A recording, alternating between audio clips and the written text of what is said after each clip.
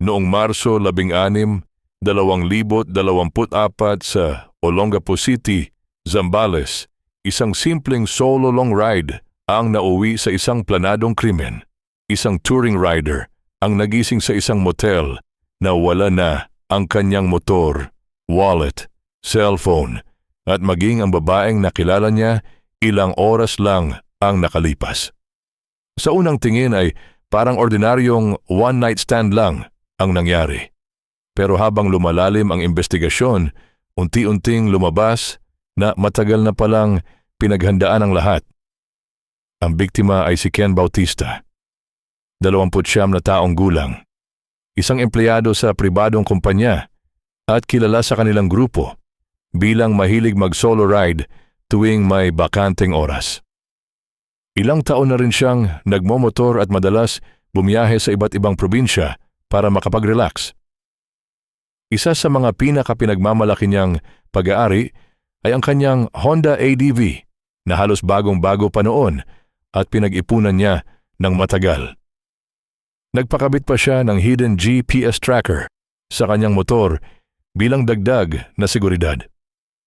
Noong umaga ng Marso 16, 2024, maaga siyang umalis mula sa kanilang bahay at bumiyahe papuntang Olongapo. Maganda ang panahon kaya naging maayos ang kanyang biyahe. Paminsan-minsan ay humihinto siya para uminom ng tubig, kumuha ng litrato at magpahinga bago muling bumiyahe. Bandang tanghali ay nakarating siya sa Olongapo.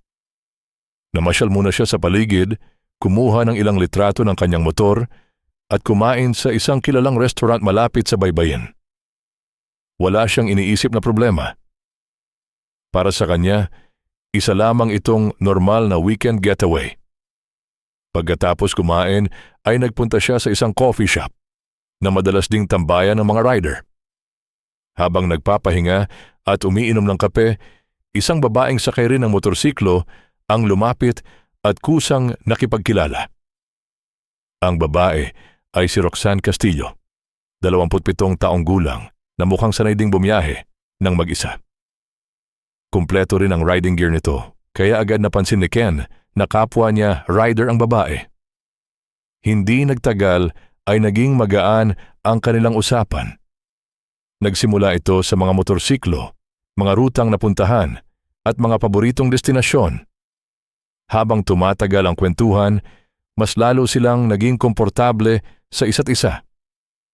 Sa isip ni Ken, bihira siyang makakilala ng solo lady rider na ganoon kadaling pakisamahan. Aminado siyang nagandahan siya kay Roxanne at mabilis niyang naramdaman na tila may koneksyon silang dalawa. Habang lumilipas ang oras, napunta ang usapan sa kanilang trabaho at personal na buhay. Pareho silang nagbahagi ng mga karanasan sa pagmamotor at mga dahilan kung bakit gusto nilang bumiyahe ng mag-isa paminsan-minsan. Ngunit habang kampante si Ken, may ibang laman ang isip ni Roxanne. Sa likod ng kanyang mga ngiti at magiliw na pakikitungo, palihim niyang sinusuri ang bawat detalye tungkol sa biktima. Mapanlin lang niyang inobserbahan ang mga gamit, ang halos bagong motorsiklo at ang cellphone na ginagamit ni Ken. Sa bawat impormasyong nakukuha niya, lalo lamang tumitibay ang kanyang pasya. Hindi pala pagkakaibigan ang pakay niya, kundi ang walang konsensyang pagpili ng susunod na mabibiktima. Pagsapit ng gabi ng Marso 16, 2024, nagpasya silang mag-dinner muna dahil naging magaan ang kanilang samahan buong hapon. Nagkasundo silang uminom ng kaunti pagkatapos kumain. Nagpunta sila sa isang maliit na bar kung saan nag-order sila ng pagkain at ilang bote ng alak. Habang lumalalim ang gabi, mas naging personal ang kanilang usapan. Para kay Ken, pakiramdam niya ay napakabilis ng kanilang pagkakasundo. Hindi niya alam na bawat kilos ni Roxanne ay bahagi pala ng isang tuso, mapagsamantalang plano. Ang ipinapakita nitong kabaitan ay isa lamang palang maruming paraan ng panlilinlang upang makuha ang loob ng biktima at tuluyang mahulog sa bitag. Bandang 10:00 ng gabi ay nagkasundo silang mag-check-in sa isang motel na malapit sa kanilang kinaroroonan upang doon na magpahinga. Bago pumunta roon ay bumili pa sila ng ilang alak na plano nilang ubusin habang nagpapalipas ng gabi. Pagdating sa motel, maayos silang nag-check-in. Tahimik ang paligid at kakaunti lamang ang ibang sasakyan sa parking area. Magkatabi pa nilang ipinarada ang kanilang mga motorsiklo bago sila umakyat sa kanilang kwarto. Pagpasok nila sa silid ay agad na hinalikan ni Roxanne si Ken at nagkaroon sila ng konsensual na pribadong pagtatalik. Sa totoo lang, plano na pala iyon ni Roxanne mula pa sa una. Ginamit niya ang pagiging komportable ni Ken para mas mapalapit dito at mas mapababa ang hinala nito. Pagkaraan noon ay naligo sila at nagpahinga sandali. Makalipas ang ilang minuto ay muli silang uminom ng kaunting alak. Ayon kay Roxanne, pamparelax lamang yon bago sila matulog. Dahil pagod sa mahabang biyahe at bahagyaring nakainom, hindi na nagduda si Ken. Habang lumalalim ang gabi, lalo siyang inantok at halos hindi na makapag-isip ng maayos dahil sa pagod ng buong araw na biyahe. Pagkatapos nilang uminom ulit ng alak, lalo pang nag-init ang katawan nila para sa isa't isa. At may nangyari ulit sa kanila sa loob ng ilang oras. Para kay Ken, ang normal na gabing yon ay biglang naging espesyal. Para kay Roxanne, isa lamang yung bahagi ng mas malaking plano. Bandang 12:05 ng madaling araw ng Marso 17, 2024, napansin ni Ken na lumabas sandali si Roxanne ng kwarto habang hawak ang cellphone nito. Sa isip niya, baka may tinatawagan lamang itong kamag-anak o kaibigan.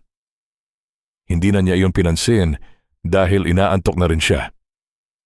Ilang minuto lang ang lumipas ay bumalik si Roxanne na tila walang nangyari. Ngumiti pa ito at muling umupo sa tabi ni Ken. Hindi alam ng biktima na ang maikling paglabas na iyon ang pinakamahalagang bahagi ng kanilang tuso at kasuklam-suklam na plano.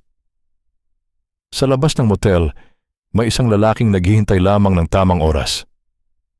Ang lalaki ay si Junjun Morales, 30 taong gulang, na matagal ng kasabwat ni Roxanne sa kanilang garapal na modus. Matapos ang maikling tawag sa telepono noong madaling araw, alam na niya ang eksaktong motel at ang oras na kailangan niyang dumating bago mag-umaga. Habang tahimik na bumabalik si Roxanne sa loob ng silid, alam niyang nakahanda na ang susunod na yugto ng kanilang panilinlang. Wala nang hinala si Ken. Dahil sa pagod, kalasingan at sa tiwala niya sa babaeng nakilala, mabilis siyang nakatulog ng mahimbing. Hindi niya alam na habang lalong lumalalim ang kanyang tulog, unti-unti na ring papalapit ang oras na tatangay ng dalawang mapagsamantala ang lahat ng kanyang pinaghirapan. Bandang 5:00 ng umaga ng Marso 17, 2024, mahimbing pa ring natutulog si Ken. Tahimik na bumangon si Roxanne mula sa kama. Sinigurado muna niyang hindi magigising ang biktima bago isa-isang halughugin ang mga personal nitong gamit. Una niyang kinuha ang wallet na may lamang 18,500 piso na cash kasama ang mga ID at ATM cards na ginagamit ni Ken sa kanyang araw-araw na buhay. Sumunod niyang kinuha ang cellphone ni Ken na nasa ibabaw ng maliit na mesa sa tabi ng kama. Pagkatapos ay hinanap niya ang susi ng Honda ADV na nakapatong malapit sa riding jacket nito. Habang mahimbing ang tulog ng biktima, walang hiyang nilimas ni Roxanne ang mga gamit nito. Wala man lang siyang ipinakitang pag-aatubili. Habang ninanakawan ang taong ilang oras pa lang ang nakalipas, ay buong tiwalang pinapasok siya sa kanyang buhay. Matapos makuha ang lahat ng gusto nila, lumabas si Roxanne ng kwarto at mag-isang nag-check out sa motel. Dahil maaga pa, kakaunti lamang ang tao sa paligid, kaya hindi siya gaanong napansin.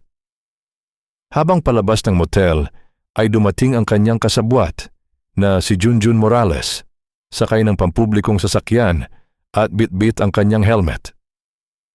Matagal na pala itong naghihintay sa malapit matapos makatanggap ng tawag mula kay Roxanne, ilang oras bago iyon. Nagkita ang dalawa sa parking area ng motel. Walang alinlangang iniabot ni Roxanne ang susi ng Honda ADV kay Junjun, habang siya naman ay sumakay sa sarili niyang motorsiklo. Ilang segundo lang ang lumipas ay pinaandar ng walang hiyang Junjun ang motor ni Ken. Magkasunod na umalis ang dalawang makapal, ang apog, at mabilis na naglaho sa kalsada. Tangan ang motorsiklo at iba pang mahahalagang ari-arian ng kanilang biktima. Bandang 7:30 ng umaga, nagising si Ken. Noong una ay inakala niyang maagang umalis lamang si Roxanne upang bumili ng pagkain. Ngunit nang mapansin niyang wala na ang kanyang wallet, cellphone at susi ng motorsiklo, agad siyang kinabahan. Dali-dali siyang lumabas ng kwarto at tumakbo papunta sa parking area. Pagdating niya roon ay lalo siyang nanlumo. Wala na ang kanyang Honda ADV. Agad siyang humingi ng tulong sa management ng motel at ipinaliwanag ang nangyari. Sinuri rin nila ang mga impormasyong meron sila tungkol sa babaeng nag-check-in kasama niya. Hindi nagtagal ay nagtungo si Ken sa himpilan ng pulisya sa Olongapo upang magsampa ng reklamo. Habang kinukuha ng mga pulis ang kanyang salaysay, bigla niyang naalala ang isang napakahalagang detalye. May dala pala siyang pangalawang cellphone at nakatago iyon sa isang hidden pocket ng kanyang travel bag kaya hindi ito nakita ng salarin habang naghahalongkat. Parehong nakakonek iyon at ang nanakaw na cellphone sa hidden GPS tracker na ipinalagay niya sa kanyang motor bilang dagdag na seguridad. Agad niyang binuksan ang pangalawang cellphone at inaccess ang tracking application. Makalipas lamang ang ilang minuto, lumabas ang kasalukuyang lokasyon ng motorsiklo. Hindi pa pala nakita at natanggal ng mga salarin ng GPS tracker. Agad na ibinigay ni Ken ang lokasyon sa mga pulis. Hindi na sila nag-aksaya ng oras at mabilis na nagtungo sa lugar na itinuturo ng GPS. Bandang 2:15 ng hapon ng Marso 17, 2024, natuntun nila ang motorsiklo sa isang bahay sa Barangay Mabayuan, Olongapo City, Zambales. Lumabas sa investigasyon na naibenta na pala ito sa isang taong nagsabing hindi niya alam na nakaw ang motorsiklo nang bilhin niya ito. Matapos mapatunayan ang tunay na may-ari at makumpleto ang mga kinakailangang beripikasyon, naibalik kay Ken ang kanyang motor. Gayunman, hindi na na-recover ang wallet at ang isang cellphone na ninakaw sa kanya. Ang cellphone ay tinatayang nagkakahalaga ng humigit kumulang 15,000 piso. Kaya ang kabuuang personal na nawala kay Ken, bukod pa sa motor, ay umabot sa 33,500 piso kasama ang cash at mga gamit sa wallet. Nagpatuloy ang investigasyon ng pulisya gamit ang mga kuha ng CCTV mula sa motel, mga establishmento, at iba pang lugar na dinaanan ng dalawang suspek. Ilang araw matapos ang insidente, natunto ng mga otoridad ang kinaroroonan ni Roxanne. Noong Marso 20, 2024, naaresto siya sa isang operasyon sa isang inuupahang bahay sa Barangay Santa Rita, Olongapo City, Zambales, nang hindi na siya nakapagtago pa. Sa isinagawang investigasyon, umamin din siya sa kanyang naging partisipasyon sa krimen at itinuro ang pinagtataguan ng kanyang kasabwat na si Junjun Morales. Kinabukasan ay nagsagawa muli ng operasyon ang mga pulis. Noong Marso 21, 2024, naaresto rin si Junjun sa barangay New Cabalan, Olongapo City, Zambales, matapos ang ilang oras na pagmamanman. Pareho silang dinala sa himpilan ng pulisya upang harapin ang mga kasong isinampa laban sa kanila. Habang lumalalim ang investigasyon, may isa pang nakakagulat na detalye ang lumabas. Napag-alaman ng mga otoridad na hindi pala si Ken ang unang nabiktima ng modus ni Roxanne at Junjun. May isa na pala silang naging biktima noon na halos kapareho rin ng nangyari kay Ken. Pareho rin ang estilo nila ng pakikipagkilala sa mga rider, pagkuha ng tiwala ng biktima at pagnanakaw ng mahahalagang gamit at motorsiklo habang mahimbing ang tulog ng kanilang target.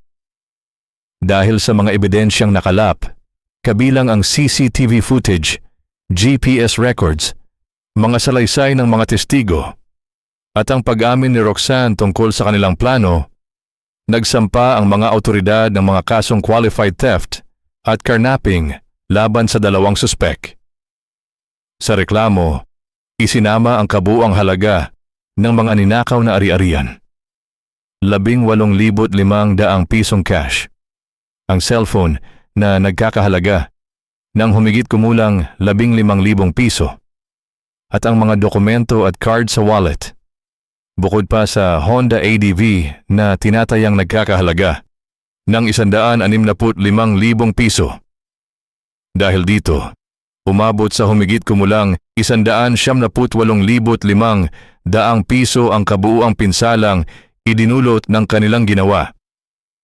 Ang qualified theft ay isinampa sa ilalim ng Article 300 at 10 kaugnay ng Article 300 at 8 ng Revised Penal Code, habang ang carnapping ay isinampa sa ilalim ng Republic Act numero 10,883. Dahil ang motorsiklo ay may halagang nasa pagitan ng 50,000 piso at 300,000 piso, ang parusang maaaring ipataw para sa carnapping ay 14 na taon, 8 buwan, at 1 araw hanggang 17 taon, at 4 na buwan na pagkakakulong. Para naman sa qualified theft, ang batas ay nagpapataw ng mas mabigat na parusa kaysa sa ordinaryong theft at maaari ring samahan ng obligasyong bayaran ang kabuuang halaga ng mga nawalang gamit. Matapos ang paglilitis sa korte, kapwa na patunayang nagkasala sina Roxanne Castillo at Junjun Morales. Dahil sa bigat ng ebidensya, pareho silang hinatulan ng pagkakakulong alinsunod sa batas at inutusang panagutan ang pinsalang naidulot nila sa biktima, kabilang ang pagbabayad ng halaga ng mga ninakaw na gamit at ang kaukulang civil liability na itinakda ng korte.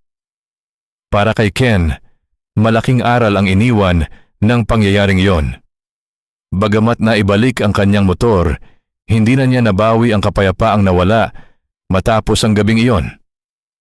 Mula noon ay naging mas maingat na siya sa pakikipagkilala sa mga taong ngayon lamang niya nakilala sa kanyang mga biyahe. Ipinagpatuloy pa rin niya ang kanyang hilig sa pagmamotor, ngunit hindi na siya basta-basta nagtitiwala. Gaano man kaganda o kabait ang unang impresyon ng isang tao. Sa huli, napatunayan na ang ilang oras na pagtitiwala sa maling tao ay maaaring humantong sa malaking kapahamakan. Ngunit ipinakita rin ng kasong ito na sa tulong ng tamang paghahanda at maayos na investigasyon, may pagkakataon pa ring makamit ang hustisya.